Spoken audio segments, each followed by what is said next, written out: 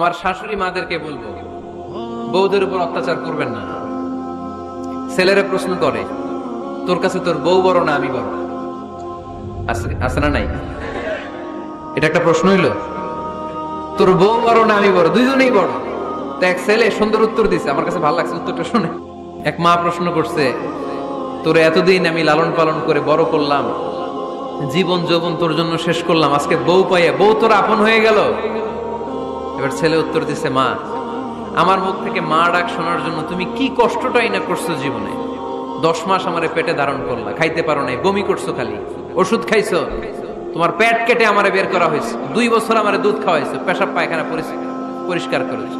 বয়স যখন 3-4 তখন তোমার আমি মা ডাকছি, এই মা ডাকটা শোনার জন্য তুমি এত কষ্ট করছো।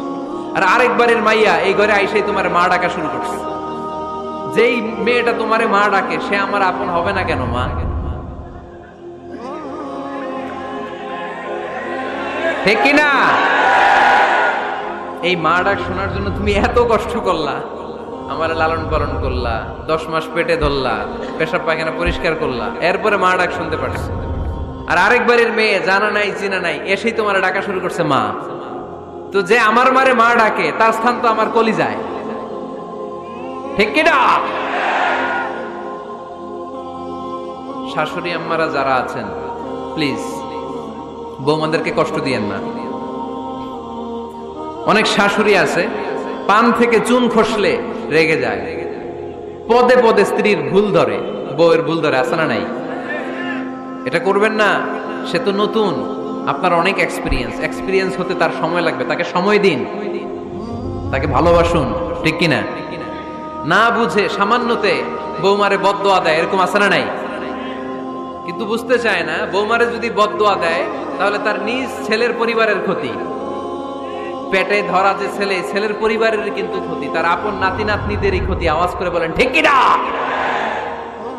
বৌমাকে বদদোয়া দিয়েন না। বৌমাকে নিজের মেয়ের মতো দেখবেন। সমাধান আমি দিচ্ছি। কেমন দেখতে হবে? নিজের মেয়ের মতো। নিজের মেয়ে সকালে ঘুম থেকে ওঠে 11টা, ওইটা সমস্যা নাই। বৌমা কেন উঠলো না, ওইখানেই ঝামেলা। আছে না নাই? মেহেরবানি করে আপনার বৌমাকে আপনার নিজের মেয়ের মতো দেখেন। নিজের মেয়েরে যেমনি আদর করেন তাকেও অমনি আদর করেন। আপনার বৌমারে যদি আপনি কষ্ট দেন, মনে রাখবেন আপনার নিজের মেয়েটাও আরেকবারের বউ হয়ে কয়েকদিন পরে যাবে।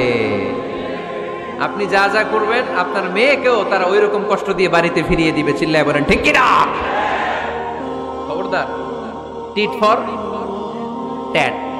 ইট্টি মারলে পাটকেলটি খেতে হয়। এজন্য শাশুড়ি আম্মা জানারা যারা আছেন, বৌমার সাথে খারাপ আচরণ করবেন না মেহেরবানি করে।